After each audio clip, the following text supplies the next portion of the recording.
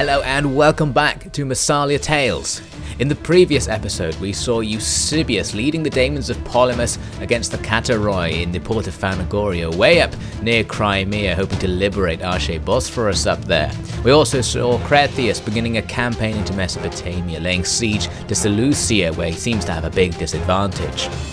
In Britannia, we saw Heracles going up against the Dumnonii, the faction who've been raiding south against our allies and now deserve punishment. He was able to use his cavalry advantage to wipe out their main force in the field. He moved on to attack their settlement, but again he had a large disadvantage against the enemy.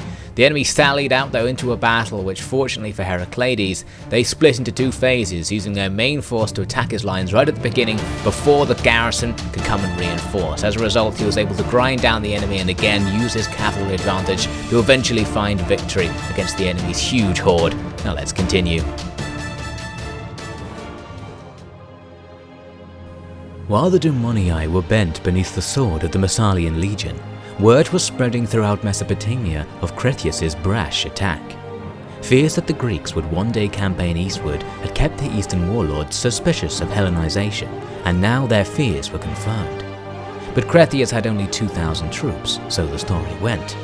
Sighs of relief followed the realization that this man was not going to be the next Alexander. But Cretheus himself had an entirely different view.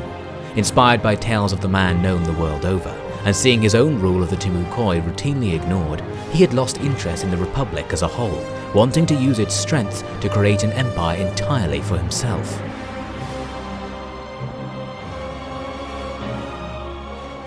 Welcome back. We're here with the battle results of Heracles' defense against the sallying Dumnonii. You can see it's a heroic victory, tons of enemies killed, and our army actually still in good enough shape to fight through another battle if it really needed to, but fortunately it doesn't. The enemy totally wiped out. We're going to send some of the captives back home to act as slaves, and that's pretty much the end of that campaign. But before you can see the finishing blow be dealt, we're whipping over here to see what Cretheus is up to, because the enemy are sallying out at Salucia and they have a giant advantage apparently. This is what I wanted. I besieged them purely to get them to sally out so he wouldn't have to make a siege assault against this dangerous army. So this is good news, but of course the balance bar doesn't look good. I was quite confident though, because I knew the strength of my formation wasn't being told in that balance bar, and of course with a pike phalanx army, a strong formation is its main advantage. So here we are, just outside the city, the enemy's first army already deployed and walking towards us. They have a decent number of heavy looking troops. Here you can see they've got these armoured heavy infantry, quite a few of these guys, some of them wielding some pretty dangerous looking weapons. These guys have gigantic axes in some cases, definitely guys who seem well suited to fighting heavily armoured troops like the Greek armies, and their reinforcements are coming in from the city. Luckily for me, they're not waiting for them, they're starting their advance right away, which is of course perfect. So our army here is a Macedonian style army. It's basically a huge pike phalanx crossing the whole top of this hill here. We've got lighter skirmish troops in front who will fire at the enemy before they arrive, some heavier pelters to throw javelins over the top, and interestingly we've got artillery in this army who have an absolutely superb position. They can overlook our army and the advance of the enemy from up here, so should be able to fire for the entire battle, which will be very handy indeed. As the enemy get close, they start firing rocks out. I'm targeting the heavy infantry, most vulnerable to this sort of fire, blasting apart their formation when we get hits, although those hits are relatively uncommon. So now the enemy getting a little bit closer, they deployed some horse archers onto my right flank. These horse archers were proving particularly annoying because I couldn't really do all that much about them. Luckily for me, some of them actually came in really close into javelin range, even with my javelins behind the front line. So one of the units was able to be severely damaged by the work of the pelters just behind the line, and I'm redeploying the archers there to get ready to try and engage in a skirmish battle with the other horse archer unit. The weakness of horse archers is foot archers, so in principle I should be able to win out, but of course the enemy are going to do some damage to me here, especially because I'm just sitting still. I don't want to move my formation, especially because pike phalanx formations are particularly delicate. My own cavalry there getting slightly involved, but the enemy will always just skirmish away if I try and engage them properly with cav, so there's no point chasing them. Some of their infantry now coming up the hill towards the main pike phalanx. We've got arrows and javelins raining down upon them from behind my lines, which is perfect, and now they'll have to make a very challenging attack into the pike phalanx. The downside is that the enemy's archers are firing back at me, and the pike phalanx is particularly vulnerable to missile fire. So while that battle is going to go on for a long time, we'll slowly take casualties because of that missile fire unless we can stop it. To stop it, I really need to get out around the back of the enemy's army. Slightly annoying at the moment because the enemy's reinforcements are coming in, so there's a danger of being caught by spears, but I'm still going to send my cavalry out to start sneaking round and see if there's anything they can do. Here come those reinforcements, massed spears for the most part, my artillery completely missing them. I tried to hit them because they were so bunched up, but missing very wildly as they came in. On the flanks, my shock cavalry have managed to displace one of the enemy's heavy infantry units, so that's handy, freed up a bit more of my line. Most of the line actually isn't really being engaged by the enemy. They're focusing mainly on the centre here, but their reinforcements are going to spread out and engage the whole line, so that's going to be useful, at least then it uses all my forces at once. The enemy's general has come curiously close to the combat here, actually allowing me to hit some arrows and javelins into him, and I think he may actually be killed in the very near future if I remember correctly. Out here on my right, the enemy's got more heavy infantry just pressing against the pike phalanx, not having much success, especially because it's uphill. The enemy's general routs, and I think that's when the general himself was killed, although it doesn't say anything in the replay, so that's going to hamper the morale of these new forces about to join the battle. More horse archers are still annoying me here on my right flank. I've got my Celtic cavalry just sort of playing with them. The enemy have the distinct advantage here though. They can just keep firing at me every time we get close and then move out the way. So I'm going to try and draw them back towards the main army to get more foot archers involved in the fight. The enemy's general is, very kindly for me, now committing suicide. It's just his bodyguards at this point, but he keeps riding into my spearmen, so we're gradually grinding them down. The enemy's archers, though, still taking an effect on my pike phalanx, raining arrows all over the place. Not much I can do about it right now, because there are spearmen everywhere. We need to get the enemy's spears in and engaged, so we can go and take out those archers with my cavalry, who are currently both busy on either flank. In particular, here on the right, I've successfully drawn the enemy's horse archers towards some of my foot archers, who will now start a battle with them firing back. I knew I had to just sit my cavalry there because if I move them out, the enemy's horse archers will just scatter, so I want to keep them where they are. Unfortunately, I'm going to be taking losses from the enemy's return fire, but hopefully we'll win out in the end. And we are helped by the fact that one of these two units, as you can see, are pretty much just dancing on their horses. They're not actually firing back. It's the other unit next to them providing all of the arrow fire. And while the guys that are just sitting there, I am going to rain some arrows down upon them. Looks like they did start firing eventually there. But yes, the arrows raining down will be quite effective against the large targets presented by these horse archers. You can see they actually get out of there at that point, leaving the other units to begin being targeted by me. And the main line has actually now totally engaged, as you can see, all along the pike phalanx, enemies heavy infantry and spears trying to push up the hill into my formation. Mostly though, we're holding okay. The main problem is guys who break formation and go down to fight with their swords, but that's their loss. They are going to outflank me on my left, as you can see. This unit in particular doing a nice sneaky flank around the edge of my thorax hoplites, which will give them an advantage, especially because they are a heavy sword unit. So that unit there right on the end is under a lot of pressure. I think I'm going to deploy my war dogs to help them out, though, to outflank the enemy there. Enemy's horse archers still surviving over here, actually now just engaging in a battle with my archers. My cavalry have left this situation. My archers, though, were getting to get a little bit thin on the ground because of the enemy's return fire. The enemy are also handily dodging my shots, as you can see. They seem to be curiously interested in going over towards my cavalry. They would rather fire at my cavalry, it seems, than my archers, which is good, I guess, because it preserves the archers, but the cavalry are kind of stuck here, just taking the enemy's fire. I tried to countercharge, and of course, they ran away. This cat and mouse game is going to keep going on and on. How many arrows do they have? They've spent their cowards' lives making those little buggers out of fear for meeting men like us face to face.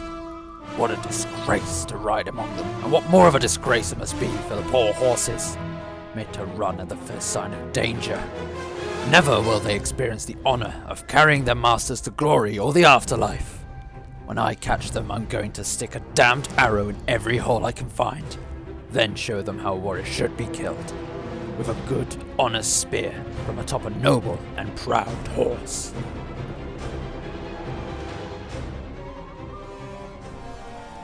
while the battle was raging, I didn't notice that all of the additional archers that came in as reinforcements have started targeting Cretheus himself right up on the top of the hill. You can see his horsemen being cut down by this arrow fire. Luckily, he was actually safe. He took a single arrow to the center of his shield, as you can see there, but he got away with it. So he was in real danger any longer with that arrow fire, and he could have been killed. But luckily at this exact moment, the cavalry I was microing now come to drive those archers away. There's so many archers, I don't even have enough cavalry to really get rid of them, so I'm just going to plow into them where I can and try and fight with them in melee. The shock cavalry don't do all that much because they're charging into a unit that's running away, but the Celtic cavalry are going to do well. They have higher melee stats fighting against those archers. I've also got one unit of shock cav freed up to actually do cycle charges on the enemy's infantry, who so far are pretty much fighting in a stable situation against my pike phalanx, but for the ones who've taken a lot of javelin fire from my peltasts.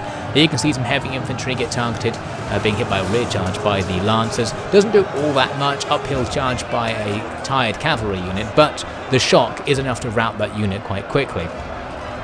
With that done, I'll probably now just use that cavalry unit to do the same against other points along the line. There are lots of spears on the line, making it particularly dangerous, but even a rear attack against spears who'll break very quickly is fine to do with those lighter shock cavalry. Now on the flank, you can see some of those enemy spears actually got behind my army. I'd released dogs to help out with the flanking situation with the thorax hoplites, as I mentioned earlier, but the dog handlers were now in trouble because they were exposed. I noticed the dogs themselves are unusually good. You can see this heavily armoured guy with an axe can't really do much against these dogs who seem to just be ganging up on him there. And the dogs actually do eventually kill that guy, as you'll see if you look very closely right now. So strangely, the dogs seem more powerful and more durable than they should be, really, even fighting against unrouted infantry, so that's good to know. I luckily caught those spears using a peltas unit that's out of ammo to come and engage with them. Not very good in melee, but the enemy's spears are low grade as well, so it should be okay. And the enemy's archers out behind the enemy's army are actually surviving really well. I was surprised these guys hadn't routed faster. These guys are still fighting the first units they found, which is surprising. I thought we'd break the enemy's archers more quick than this. But anyway, on the main fight itself, my shock cavalry have once again charged into the back of some enemy heavy infantry and have driven them away from the fight. We're really starting to free up a lot of forces now. The pike phalanx isn't very good for charging out and then rear flanking enemy units, but at least we've now got more men safe from combat. Because things were taking so long and the cavalry engagements at the back, I decided that Cretheus could come down and fight as well, even though he's again going to be vulnerable to missile fire coming out like this, particularly of the horse archers, who, as you can see, are currently getting out of the way. I'm pretty much just ignoring the horse archers now because I don't really have a way to fight them, so I'm just going to kill everyone else, and pretty soon they will rout due to army losses, so I'll just pretend they're not there. So it's now just a matter of going around with all my cavalry, getting rid of all these archer units, and when I do that, I've killed so many of the enemy's troops that the remaining troops actually just rout off the field, especially with their general dead. The battle ends in a heroic victory for Cretheus. We've driven off the Parthavan forces relatively easily. We took losses, and the Parthavans no doubt have more forces, but the garrison inside Salucia is going to be severely weakened, and we might have a chance to take it if they don't reinforce right away. After the battle, we can see the full damage done to the enemy in this sally defence. The enemy losing thousands of troops for Cretheus's hundreds. The enemy army is still in decent shape, the garrison army in particular, so it's not exactly a walkover situation, but it's going to be much easier after this, and Cretheus is going to kill all the captives he took. Unfortunately, just then, we saw another path of an army suddenly move south, and although I didn't know it at the time, we'll see those guys are actually in reinforcement range of the city. When I restart the siege, here they are, a fresh new army. That means the balance bar's actually even more in the enemy's favour than it was before that sally defence. So I'm going to have to continue the siege. I couldn't see that army at all, so it must be just in the fog of war behind the city, but close enough to reinforce.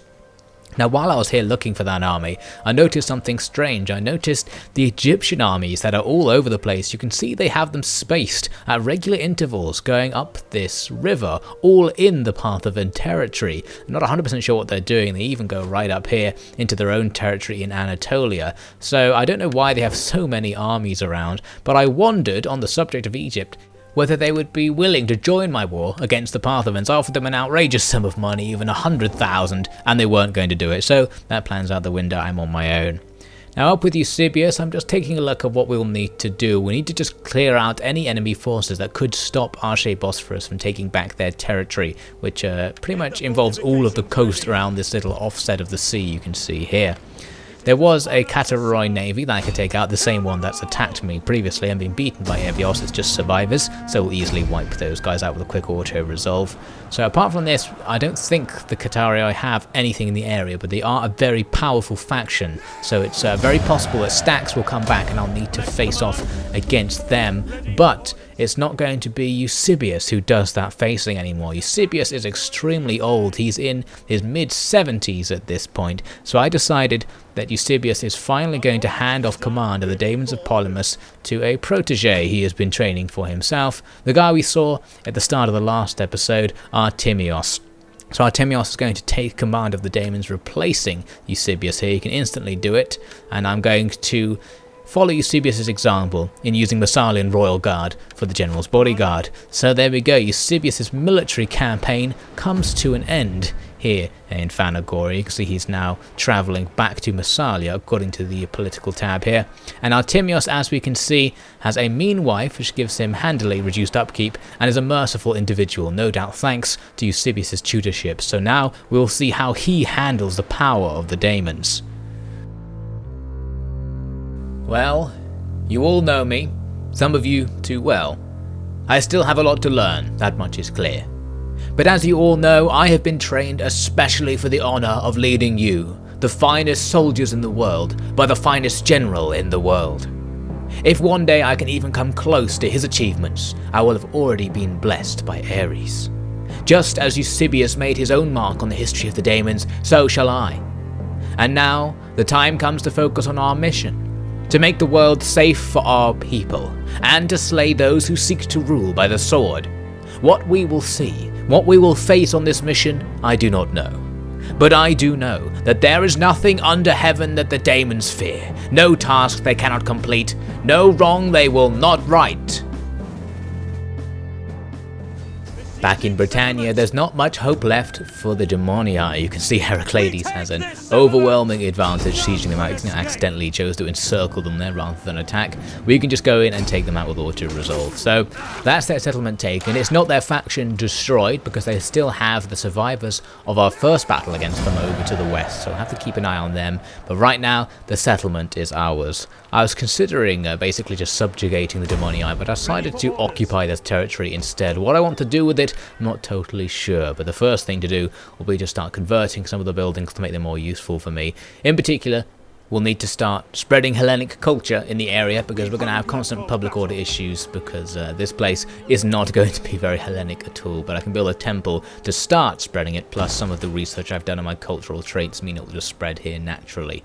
So we're going to build up this settlement, and the risk of course is that the Iceni will declare war on me, that they're not going to like the fact that I've come in and invaded their island, which they seem to control the rest of, and they even have that stack right next to me. So we'll have to keep an eye out. At least Heracles can now regenerate his forces for a couple of turns, so we'll just hope nothing happens immediately so we can get up to full strength, and then we'll decide what to do. We might even just leave to stop provoking the Iceni, we'll see. So, moving on, we get new news from the Cataroi that they actually don't want to be at war with us anymore. They apparently feel threatened by us, which is fantastic news because it suggests they don't have that many forces available, or they're already committed to other battlefronts.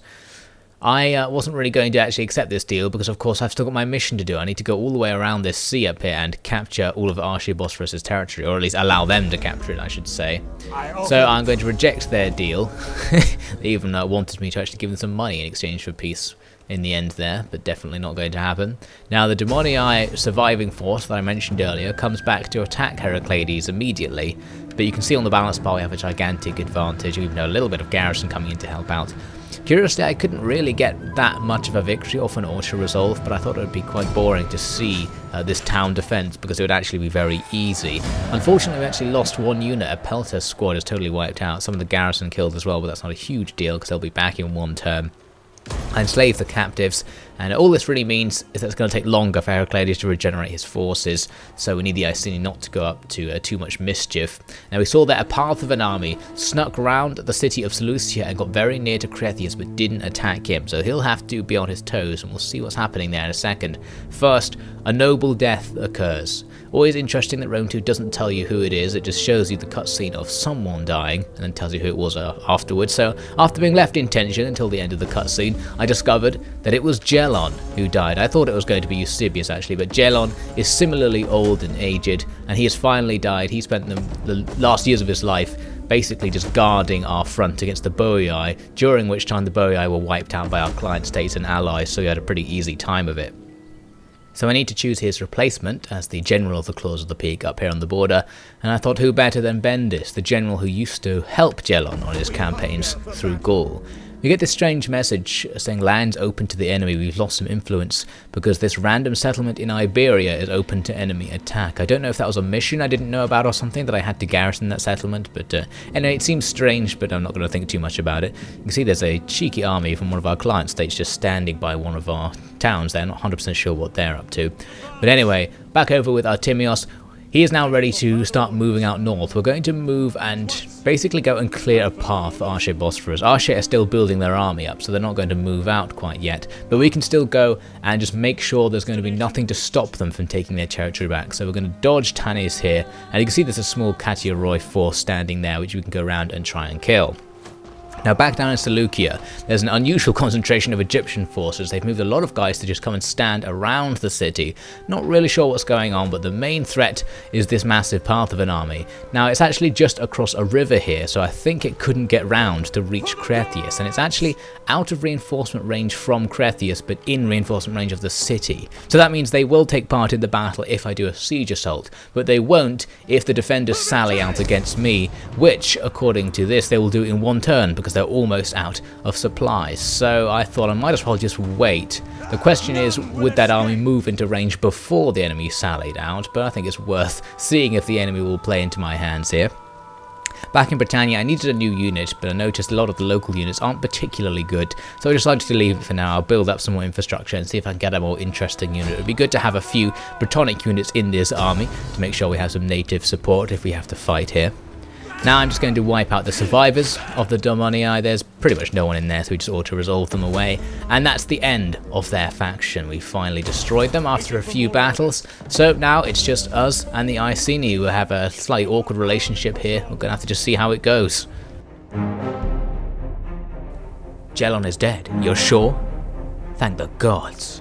Now I know our people will be safe, especially with Eusebius back in the council chamber. I never thought I'd say this, but I hope Eusebius and his ilk can take control of Germania now. He would make a fine figurehead at least.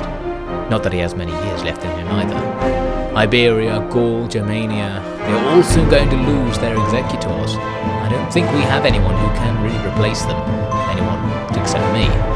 But don't worry, I will not turn back now. While the Timukoi squabble over the replacements and the council try to drag them down, I'll be here creating a domain greater than that of any of the executors. We should double the training. The enemy will be out of supplies soon. Moving into the next turn, the Parthavans offer me a white piece. Interesting, it seems they're worried about my power as well, possibly not knowing that Cretheus is the only Massalian army in the area for them. So I was willing to do it. If they become my client state as usual, they say no and then immediately make the attack on Cretheus that I was hoping they would, not bringing in their reinforcement army, being balanced bar super far in my favour. I can get a pretty decent result by doing a protective auto resolve, still not the sort of result I would have expected from that balance bar, but good enough. We've pretty much destroyed the enemy's garrison now, and they're out of supplies, so the survivors left will surrender to me at the end of this end turn sequence, which happens to be right now. So there we go, settlement captured. Salucia, very handy. I'm going to occupy this settlement. Cretheus is looking to just occupy territory and make client states in the area so that he can create his own little domain there in the east and mimic Alexander the Great's successes. So we're now inside the city. We've still got that army to deal with though. It's standing right outside and it's fortified. We might as well wait and allow ourselves to regenerate some troops if the enemy prepared not to attack the city, and the city itself is going to need a few edits. You can see my food supply has gone down to 0 because of this city. It's really a food drain, and we need to destroy some of the stuff that's spreading Eastern culture and get Hellenic culture going, although the area is already quite Hellenic by the looks of it. Artemios can now continue on his journey. Unfortunately, he trespasses in the Orsii faction's territory. I'm not sure if that's going to have any consequences because I haven't seen them at all yet in this campaign, but hopefully they won't be too angry about this. And now I'll continue on westwards towards this large city controlled by the Catiaroi. The forces we saw here before seem to have disappeared. I'm going to use Ifeanasta to just see if they went back to the city, which is the most likely case. You can see that not only is the small stack I saw there, but there's a much larger stack, the battle axes, which is full of cavalry, including horse archers, a dangerous army that the Daemons of Polemos might actually struggle to fight. They're not really equipped to deal with that sort of setup, but we'll see what happens. Now we get an event telling me that one of my generals is pining after a woman who he cannot have, essentially, and I have a couple of options to try and convince them to accept the general, basically kill her, try and convince the general out of it, or just ignore the whole situation. I was considering going for the kill her option, but I thought I'd be more peaceable and try and talk the general out of it and make him come to his senses. I will be honest. Now we have an interesting piece of diplomacy from a higher stand. This is a giant empire which controls tons of territory here in the east, and they're offering me a non-aggression pact if I give them tons of money. They're sort of quite aligned with me diplomatically. They're allied to some of my allies and at war with some of the people I'm also at war with, but I wasn't willing to pay out such a large amount to a possible future rival. I tried to negotiate away the cost. They just negotiated it down slightly and I cancelled the deal altogether. So now we learn the enemy have besieged Selucia, and we learn that it was actually Artemios who was pining after that woman, and he's lost gravitas because he won't give up on his obsession. So unfortunate start for him leading the Daemons to have lost all that gravitas. But anyway, here we can see Cretheus is under siege, and because of the siege he didn't regenerate any troops and is in fact now going to take attrition. There's no garrison available at all, so all he's got really is his really damaged army against the enemy's much less damaged army, and the enemy of course now have the initiative to bring up reinforcements if they can.